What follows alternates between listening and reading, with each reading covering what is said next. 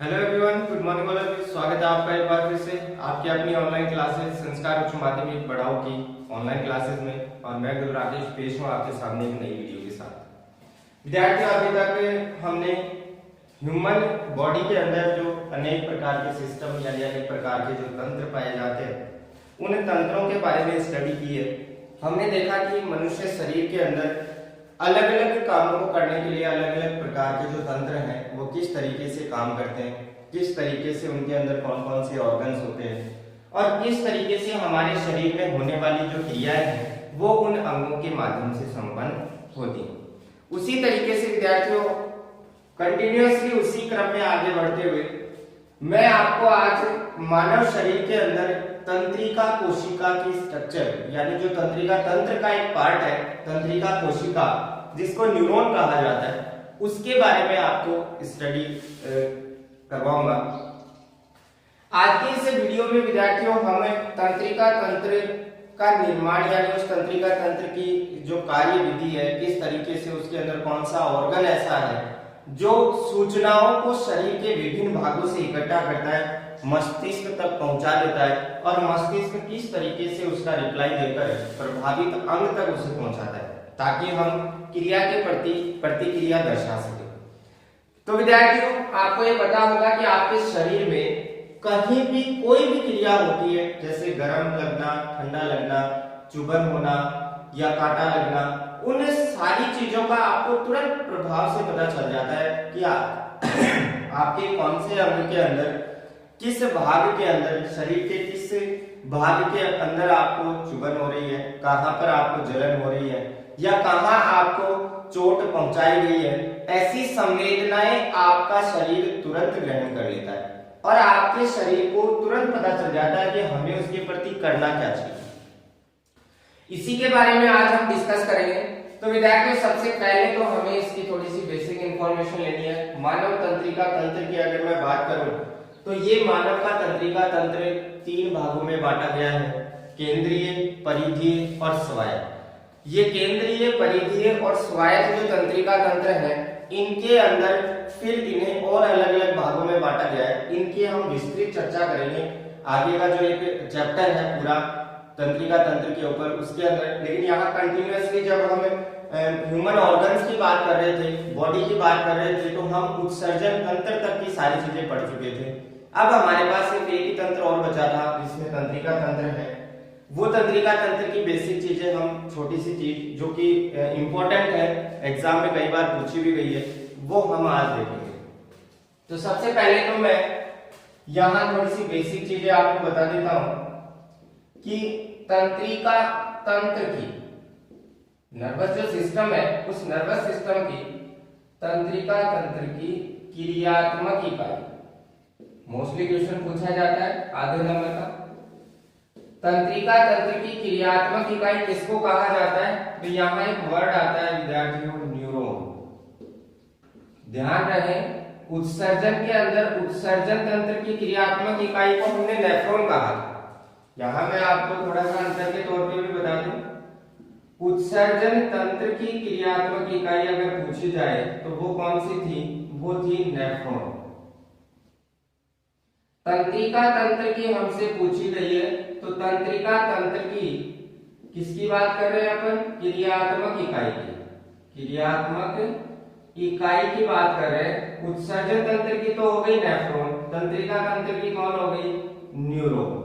यहाँ ये दोनों जो नाम है इनमें कई बार जो कंफ्यूजन है वो उत्पन्न हो जाता है। पूछा जाता है उत्सर्जन तंत्र की इकाई और विद्यार्थी या जो स्टूडेंट्स हैं वो लगभग ये न्यूरॉन बता देते हैं, उत्सर्जन तंत्र की इकाई को, तंत्रिका तंत्र की इकाई को नेफ्रॉन बता देते हैं। तो आपको ये चीज क्लियर रखनी है, दोनों चीजें अलग अलग है। उत्सर्जन तंत्र की क्रियात्मक इकाई क्या मानी गई है? नेफ्रॉन को माना गया है और तंत्रिका तंत्र की क्रियात्मक इकाई न्यूरॉन को माना गया है। तो यहाँ सबसे पहला प्रश्न तो यही है, तंत्रिका तंत्र की क्रियात्मक इकाई कौन है? न्यूरॉन। अब यहाँ कई बार क्या होता है, कुछ विद्यार्थी होते हैं जो इस टर्मिनोलॉजी को समझ नहीं पाते, न्यूरॉन उनको याद नहीं रहता, तो इसका एक वर्ड और है तंत्रिका कोशिका। आप चाहे तंत्रिका कोशिका कह दो, चाहे आप न्यूरॉन कह दो, बात एक ही है क्वेश्चन का आंसर एकदम सही है। न्यूरॉन को ही हम क्या कह रहे हैं, तंत्रिका कोशिका कह रहे हैं। इसी प्रकार अगर मैं उत्सर्जन तंत्र की इकाई के बारे में बात करूं तो यहाँ उत्सर्जन तंत्र की इकाई को हम क्या कह रहे हैं, नेफ्रॉन कह रहे हैं। नेफ्रॉन याद नहीं रहता तो आप वृक्काणु कह सकते हैं। क्या कह सकते हैं, वृक्काणु कह सकते हैं। ये विद्यार्थियों कुछ चीजें हैं जो साइंस के अंदर हम देखेंगे। कुछ चीजें इंग्लिश में बहुत सिंपल है, अगर आप इंग्लिश टर्म में उसको याद करोगे तो जल्दी से याद हो जाएगी। कुछ टर्म ऐसी हैं जिनको आप हिंदी में याद करोगे तो जल्दी याद होंगी। जैसी आपको अच्छी लगे, जैसा आपको समझ में आया आप उस तरीके से याद कर सकते हैं। मैं आपको दोनों चीजें एक साथ बताऊंगा, तो जहां कंफ्यूजन उत्पन्न होने वाली चीजें होंगी मैं आपको क्लियर करके चलूंगा कि तंत्रिका तंत्र की इकाई न्यूरॉन भी कह सकते हैं और इसी न्यूरॉन को हिंदी में हम तंत्रिका कोशिका भी कहते हैं। दोनों में से आपको जो अच्छा लगे आप वो नाम याद रख सकते हैं। अब इस तंत्रिका कोशिका की बात करते हैं। तो अगर ये पूछ लिया जाए मानव शरीर में या मानव शरीर की सबसे बड़ी कोशिका कौन सी है, सबसे बड़ी कोशिका कौन सी है, तो विद्यार्थियों वहां भी आपका आंसर क्या होना चाहिए, न्यूरॉन होना चाहिए, यानी तंत्रिका कोशिका। और इस तंत्रिका कोशिका की अगर मैं लंबाई की बात करूं तो लंबाई होती है इसकी लगभग 90 सेंटीमीटर। कितनी होती है, 90 सेंटीमीटर होती है। अब विद्यार्थियों यहां भी आप ये कंफ्यूजन दूर कर लेना। अगर आपसे ये पूछा जाए कि सिर्फ सबसे बड़ी कोशिका कौन सी होती है, यहां पर ये क्लियर नहीं किया गया है कि मनुष्य शरीर की या समस्त कोशिकाओं में से, तो सिर्फ आपसे पूछा गया है कि सबसे बड़ी कोशिका कौन सी है, तो वहां आपका आंसर क्या होना चाहिए, शतुरमुर्ग का अंडा। यहां पर मैं साइड में नेक्स्ट पॉइंट के रूप में यहां बता देता हूं आपको, सबसे बड़ी कोशिका। अगर सिर्फ क्वेश्चन इतना ही पूछा जाता है सबसे बड़ी कोशिका कौन सी है, तो वो है आपकी शतुरमुर्ग का अंडा। लगभग 15 इंच होता है लंबाई की। अगर मैं बात करूं 15 इंच लंबाई होती है इसकी। तो सबसे बड़ी कोशिका तो कौन सी, शतुरमुर्ग का अंडा है। लेकिन मनुष्य शरीर की, अगर मनुष्य शरीर शब्द जोड़ दिया जाए तो आपका जवाब थोड़ा सा चेंज हो जाएगा। मनुष्य शरीर की सबसे बड़ी कोशिका कौन है, वो न्यूरॉन है और उसकी लंबाई कितनी है, लगभग 90 सेंटीमीटर। तो ये आपको थोड़ा सा क्लियर करके रखना है। इसके बाद अगर मैं बात करूं कि ये जो न्यूरॉन हम नाम ले रहे हैं, इस न्यूरॉन की स्ट्रक्चर क्या होगी, इस न्यूरॉन की संरचना की हम बात करते हैं। न्यूरॉन की संरचना जब आप देखेंगे तो न्यूरॉन की संरचना लगभग आपको दिखाई देगी इस तरीके से।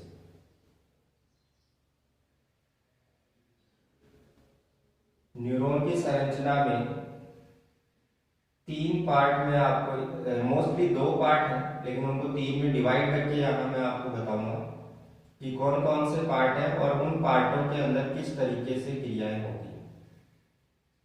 एक तंत्रिका कोशिका की स्ट्रक्चर होती है विद्यार्थियों इस तरीके से।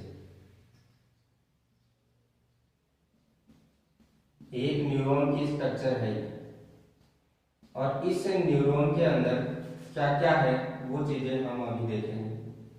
ये एक न्यूरॉन की स्ट्रक्चर है। इस न्यूरॉन की स्ट्रक्चर में विद्यार्थियों आप देख रहे होंगे ये आपके पास तारे की आकृति की संरचना है।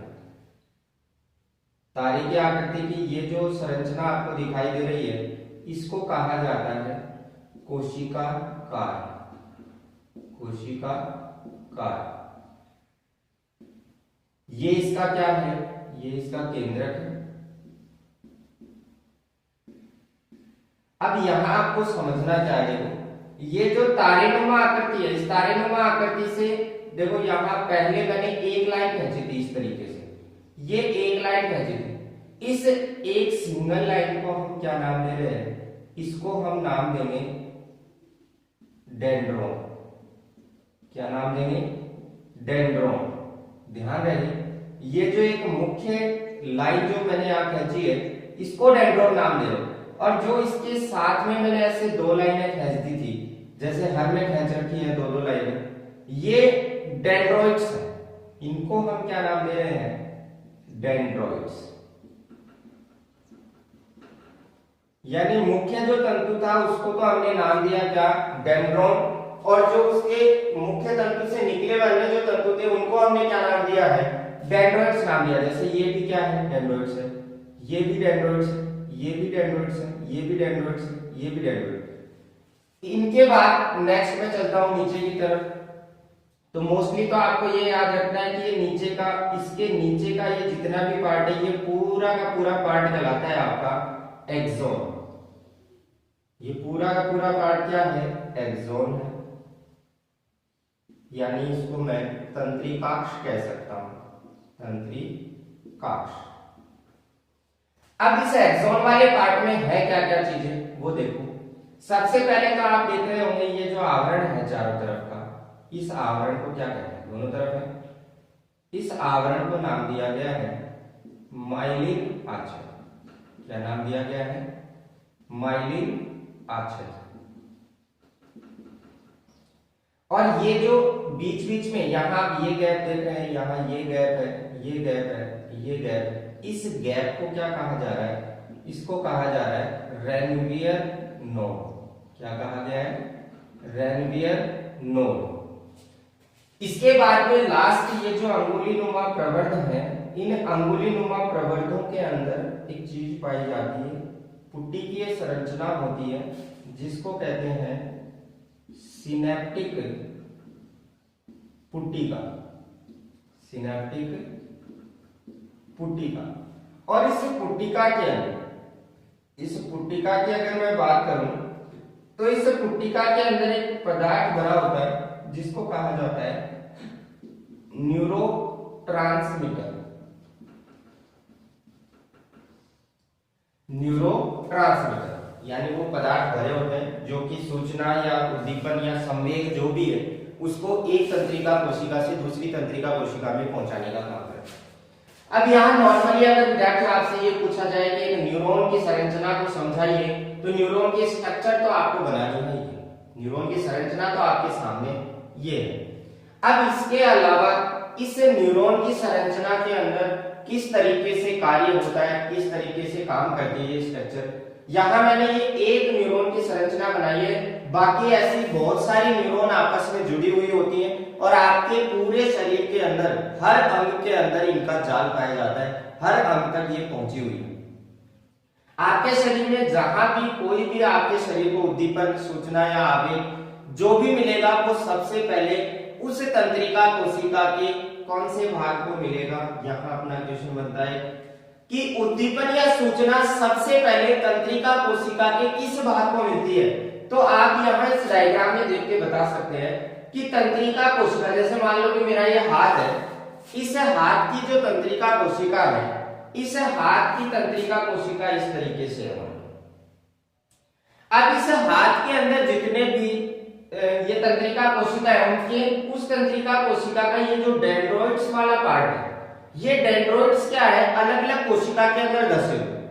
अलग अलग कोशिका के अंदर अगर डेंड्रोइड धसे हुए हैं तो मान लो कि मैं अगर अपने इस अंगूठे के इस भाग को थोड़ा सा हट करूं या इस भाग के ऊपर मैं अगर कोई पिन चुभूं या कोई भी अन्य गर्म पानी या ठंडा अगर यहाँ फील करवाऊं तो सूचना या उद्दीपन सबसे पहले मेरे इस अंगूठे के अंदर जो तंत्रिका कोशिका है उसके इस डेंड्रोइड्स को मिलेगा। यानी वो सूचना सबसे पहले डेंड्रोइड्स को मिलेगी और डेंड्रोइड्स को सूचना किसको देगा, डेंड्रोन को देगा। ये चीज आप मोस्टली याद रखेंगे। उद्दीपन या सूचना सबसे पहले मिलती किसको है, डेंड्रोइड्स को मिलती है और डेंड्रोइड्स किसको देते हैं, डेंड्रोन को। डेंड्रोन किससे जुड़ा हुआ है, कोशिका काय से। वो सूचना आ जाती है कहां, कोशिका काय। कोशिका काय से फिर वो सूचना आती है यहाँ सिनेप्टिक पुट्टिका में। यानी इस तंत्रिका कोशिका के एक भाग से दूसरे भाग तक सूचना, उद्दीपन या आवेग जो भी है वो आपका एक भाग से दूसरे भाग तक पहुंच चुका है। अब आप एग्जांपल के तौर पे ये मानो कि आपके पैर का कोई भी पार्ट है, उस पार्ट में आपको कोई सूचना या उद्दीपन मिली। अब पैर की वो जो सूचना है वो उद्दीपन मिलते ही आपके दिमाग को पता चल गया, आपके ब्रेन को समझ में आ गया कि कौन से पार्ट के अंदर आपको वो उद्दीपन मिला है। अब वो सूचना उस पैर से माइंड तक आई कैसे? क्या पैर से माइंड तक या पैर से मस्तिष्क तक एक ही तंत्रिका कोशिका है? नहीं, बहुत सी तंत्रिका कोशिकाएं आपस में जुड़ी हुई हैं और वो तंत्रिका कोशिकाएं सूचनाओं को क्या करती है, आगे से आगे रिप्लेस करती रहती है, आगे से आगे भेजती रहती है, आगे से आगे फॉरवर्ड होती रहती है वो सूचनाएं आगे। उसके बाद में जो ब्रेन का रिप्लाई आता है वो वापस उसी माइंड से आता है और आने के बाद जिस अंग से वो सूचना मिली थी उस अंग को वापस दे दी जाती है। अब ये सारी प्रोसेस होती कैसे है उसको समझने के लिए हमें यहाँ एक तंत्रिका कोशिका और बनानी पड़ेगी। तो यहाँ मैं आपको एक तंत्रिका कोशिका और बनाकर समझाता हूँ किस तरीके से वो तंत्रिका कोशिका आपस में जुड़ी होती है। जैसे मान लो कि यहाँ ये दूसरी तंत्रिका कोशिका, ये दूसरी तंत्रिका कोशिका इस तरीके से यहाँ जुड़ी हुई है।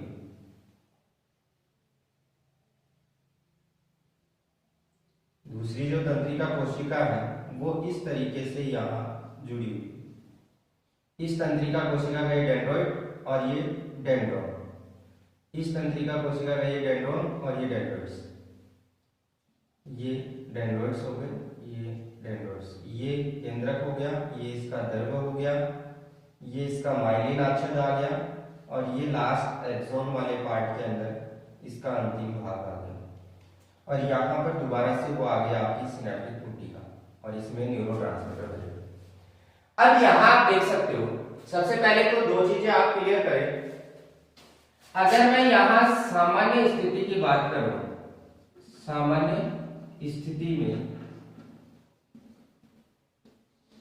तंत्रिका कोशिका में, तंत्रिका कोशिका के, तंत्रिका कोशिका में बाहर की ओर प्लस व अंदर की ओर माइनस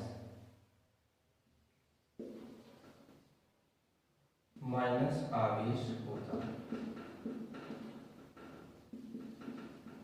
सामान्य स्थिति के अंदर हम देखें तो प्लस और माइनस जो चार्ज है, आवेश संचरण किस तरीके से होगा उसकी भी यहाँ हम चर्चा करेंगे। तो ये दो जो आवेश है प्लस और माइनस, वो बाहर की तरफ की अगर मैं बात करूं तो बाहर तो होता है प्लस।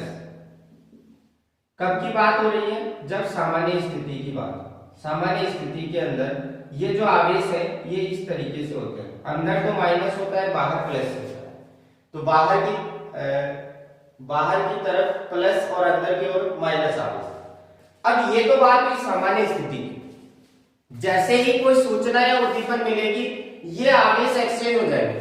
यानी मान लो कि यहाँ ये जिस भी पार्ट के अंदर धसा हुआ है डेंड्रॉइड्स, उस पार्ट को यहाँ मान लो कोई कोशिका उसके अंदर धसा हुआ था और इसको यहाँ से उद्दीपन मिला और उद्दीपन मिलते ही वो सूचना मिल गई अब डेंड्रॉइड्स को। डेंड्रॉइड्स को जैसे ही सूचना मिलेगी यानी अब आवेग का संचरण यानी आवेश का संचरण होना प्रारंभ हो जाएगा। जैसे ही सूचना मिली इस तंत्रिका कोशिका का ये बाहर जो प्लस आवेश था वो तो चला जाएगा अंदर और अंदर का जो माइनस आवेश था वो कहाँ जाएगा? बाहर, यानी एक्सचेंज हो जाएगा। जैसे ही सूचना मिली आवेश अंदर आया और अंदर ही आएगा आपका न्यूरोट्रांसमीटर तक। फिर दूसरी बात, ये जो तंत्रिका कोशिका है दूसरी वाली, ये पहली तंत्रिका कोशिका हो गई, ये दूसरी तंत्रिका कोशिका हो गई। अब इस पहली तंत्रिका कोशिका को तो उद्दीपन मिल चुका है, अब ये उद्दीपन जैसे ही दूसरी वाली को मिलेगा तभी तो इस दूसरी वाली का आवेश जो है वो परिवर्तित होगा। जब तक इस कोशिका को उद्दीपन नहीं मिलता इसमें बाहर प्लस और अंदर क्या रहेगा? माइनस। जैसे ही इस भाग से उद्दीपन इसके डेंड्रॉइड्स को मिला, इनके डेंड्रॉइड्स को जैसे ही उद्दीपन मिलेगा यहां का ये आवेश भी बदल जाएगा, अंदर चला जाएगा प्लस और बाहर कौन आ जाएगा? Minus charge. इसका मतलब उद्दीपन पहली तंत्रिका कोशिका से दूसरी तंत्रिका कोशिका के पास आ चुका है। अब वो उद्दीपन अंदर ही अंदर इसके लास्ट एक्सोन वाले पार्ट यानी इस सिनेप्टिक क्षेत्र तक आएगा, सिनेप्टिक पुट्टिकाओं के पास आएगा और इसी प्रकार यहाँ तीसरी तंत्रिका कोशिका होगी, उनके जो डेंड्रॉइड्स है उनको वो सूचना मिलेगी तो तीसरे भाग पर। ऐसे ही ये क्रम आगे से आगे जारी रहता है और अंततः सूचना किसको मिल जाती है? अंततः सूचना मिल जाती है आपके यहाँ मान लो इसको मैं मस्तिष्क मान लूं, ये मेरुरज्जु मान लो, मेरुरज्जु तक वो सूचना पहुंच। अब सूचना तो कहां तक पहुंच गई, मेरुरज्जु तक पहुंच चुकी है। अब मस्तिष्क का जो रिप्लाई है कि करना क्या है, अगर ज्यादा हर्ट करने वाली कोई प्रोसेस हो रही है तो हम वहां से तुरंत हाथ हटा लेते हैं, और अगर कोई कम हर्ट करने वाली प्रोसेस हो तो हम आसानी से धीरे धीरे वहां से हाथ को हटाने का प्रयास करते हैं। तो सूचना आ तो चुकी है, मेरुरज्जु तक सूचना पहुंच चुकी है। अब वो जो जवाब है मस्तिष्क का, वो जवाब इसी पथ से होता हुआ वापस आएगा, और इसी पथ से होकर जहां से सूचना मिली थी वहां पर वो रिप्लाई को लाकर उस सेल को दे देगा, उस कोशिका को दे देगा जहां से उसको सूचना मिली, और उसके बाद वो वापस नॉर्मल हो जाएगा। यानी जैसे ही उद्दीपन का जवाब इसने इस कोशिका को दिया, वापस ये जो चार्ज एक्सचेंज हुए थे वो नॉर्मल अवस्था में आ जाएंगे, और नॉर्मल अवस्था में यानी सामान्य स्थिति के अंदर वापस कोशिका, जो तंत्रिका कोशिका है, उसके बाहर की ओर प्लस हो जाएगा और अंदर की ओर क्या हो जाएगा, माइनस आवेश हो जाएगा। तो विद्यार्थियों इस तरीके से तो क्या होता है, आवेग का संचरण होता है, एक तंत्रिका कोशिका से जो आवेग है वो दूसरी तंत्रिका कोशिका में इस तरीके से पहुंचता है। ये तो थी इसकी क्रिया थी। अब यहाँ पर दो तीन चीजें, एक तो ये चीज कि यहाँ दो तंत्रिका कोशिकाओं को जोड़ने का काम कौन से क्षेत्र में हो रहा है, यहाँ मैं आपको बता चुका हूं कि ये दो तंत्रिका कोशिकाएं जिस क्षेत्र में आकर आपस में जुड़ती हैं वो कहलाता है क्षेत्र आपका सिनेप्टिक क्षेत्र। वो क्षेत्र क्या है, सिनेप्टिक क्षेत्र है। और इस सिनेप्टिक क्षेत्र के अंदर एक क्रिया होती है। क्रिया कौन सी हो रही है, देखो यहाँ पहली तंत्रिका कोशिका के अंतिम भाग से दूसरी तंत्रिका कोशिका के सबसे प्रथम भाग यानी ऊपरी भाग को वो सूचना मिल रही है, यानी सूचनाओं का आदान प्रदान हो रहा है। तो यहाँ पर आपके पास क्वेश्चन हो गया, सूचना कह दो, उद्दीपन कह दो, आवेग कह दो। सूचना, उद्दीपन या आवेग का, सूचना, उद्दीपन या आवेग का एक न्यूरॉन से, एक न्यूरॉन से दूसरे न्यूरॉन, एक न्यूरॉन से दूसरे न्यूरॉन में जाने की क्रिया, में जाने की क्रिया, ये क्या कहलाएगी, ये कहलाएगी आपकी सिनेप्सिस। क्या कहलाएगी, सिनेप्सिस। कई बार इसको सिनेप्सिस ना कहकर सिर्फ कहते हैं सिनेप्स। क्या कह देते हैं, सिनेप्स। ये आपको याद रखना है क्योंकि कई बार शॉर्ट फॉर्म में क्वेश्चन एक नंबर का पूछ लिया जाता है, सिनेप्स क्या है या सिनेप्सिस क्या है। तो आपको बताना है एक तंत्रिका कोशिका से सूचना का दूसरी तंत्रिका कोशिका में जाने की जो क्रिया है उसको हम क्या कहते हैं, सिनेप्सिस कहते हैं। अब यहाँ क्वेश्चन ये बना कि सिनेप्सिस की क्रिया होती कहाँ है, तो आपका आंसर होगा सिनेप्टिक क्षेत्र में। सिनेप्टिक क्षेत्र की बात करें तो वो क्षेत्र होता है जहां पर सिनेप्सिस की क्रिया होती है, या मैं कहूं कि जहां पर एक तंत्रिका कोशिका से सूचना या उद्दीपन दूसरी तंत्रिका कोशिका के अंदर जाता है। वो क्रिया क्या कहलाएगी, आपकी सिनेप्स कहलाएगी। अब यहाँ दूसरी चीज, एक यहाँ आपको एक चीज देखने को मिली कि तंत्रिका कोशिकाओं के माध्यम से वो सूचना मस्तिष्क या मेरुरज्जु तक पहुंच तो गई।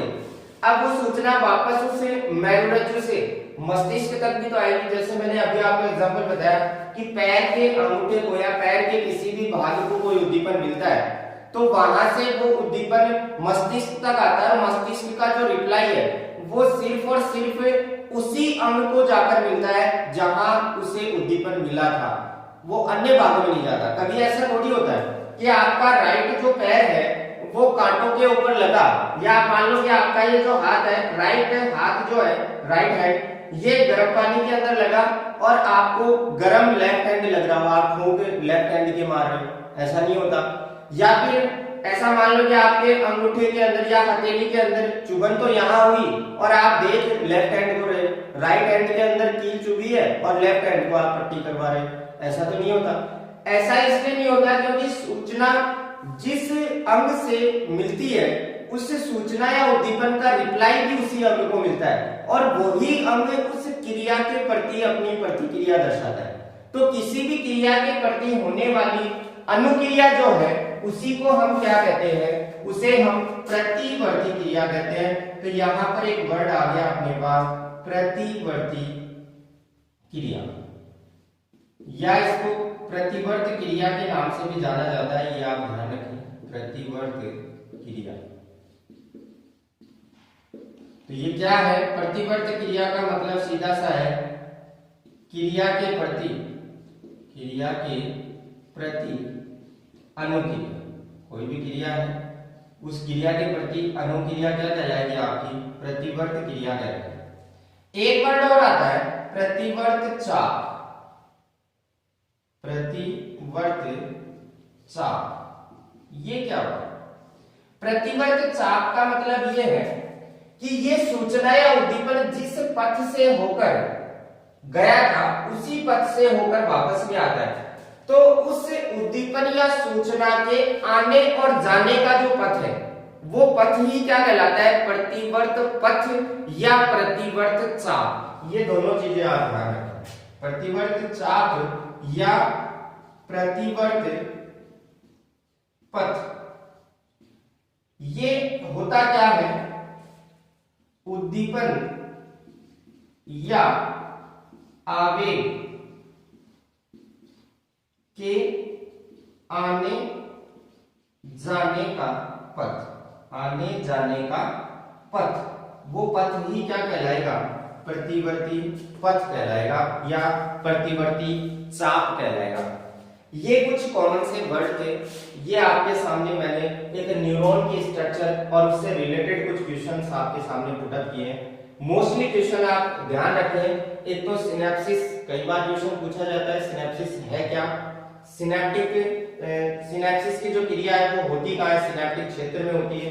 कई बार इन्हें दो के ऊपर क्वेश्चन पूछ दिया जाता है आधा आधे नंबर का, प्रतिवर्ती क्रिया क्या है, प्रतिवर्ती चाप क्या है या प्रतिवर्त पथ क्या है। या फिर अगर बड़ा क्वेश्चन आता है तो सीधा पूछा जाता है कि न्यूरॉन की संरचना को समझाते हुए उसकी क्रिया विधि समझाइए। तो क्रिया विधि में आपको वो सब बताना है जो मैंने अभी आपको बताया कि किस तरीके से उद्दीपन अलग अलग भागों से होता हुआ आता है और किस तरीके से सूचना मस्तिष्क को मिलती है और उसका रिप्लाई वापस कैसे आता है। तो विद्यार्थियों ये था आपका तंत्रिका तंत्र का एक इंपॉर्टेंट पार्ट। उम्मीद करता हूँ आपको ये समझ में आया होगा। फिर भी अगर कोई डाउट हो तो प्लीज कमेंट जरूर कर दीजिएगा। तब तक के लिए धन्यवाद। घर पे रहें सुरक्षित।